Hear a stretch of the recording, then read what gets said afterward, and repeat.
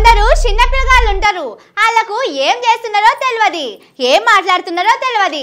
ఇట్లా కాదురా ఇట్లా అని మనం చెప్తే నేర్చుకుంటారు.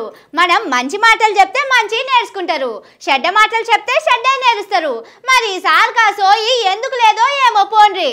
ఎలక తోలు తెచ్చి ఎన్నొద్దులు ఉతికినా నల్లగానే ఉంటది కానీ తెల్లగానట్టే చేస్తుండు. వద్దురా అంటే అద్దుకు తింటా అన్నట్టే చేస్తున్నారు సీఎం రేవంత్ల వారు. సెక్రటేరియట్ ముంగట తెలంగాణ తల్లి విగ్రహం పెట్టాలి, రాజీవ్ గాంధీ బొమ్మ వద్దని పబ్లిక్ అడుగుతా అంటే సారు మాత్రం బరాబర్ రాహుల్ గాంధీ వాళ్ళ నాయన బొమ్మనే పెడతానంటున్నాడు.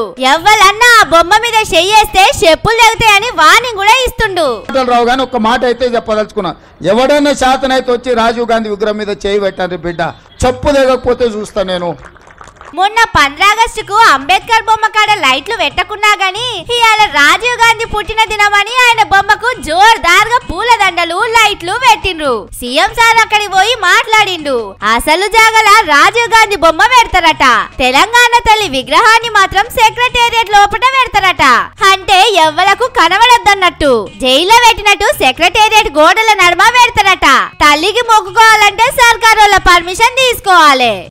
2024 నాడు సచివాలయం లోపలనే తెలంగాణ తల్లి విగ్రహం పెట్టే బాధ్యత మేము తీసుకుంటాం. ఇక దీని మీద కారు పార్టీ కేటీఆర్ సార్ కూడా గట్టిగానే అరుచుకున్నాడు. మళ్ళా అధికారంలోకి వచ్చిన మొదటి దినమే సచివాలయం చుట్టూన్న చెత్తను సాఫ్ చేస్తామన్నాడు. కానీ తెలంగాణ మీద సోయి ఉన్నోనికి, తెలంగాణ మీద ప్రేమ ఉన్నోనికి తెలంగాణ తల్లి గురించి తెలుస్తది. కానీ ఉద్యమకారుల మీదకి తుపాకీ పట్టుకొని పోయినోనికి ఏం తెలుస్తుందని పబ్లిక్ అంటున్నారు.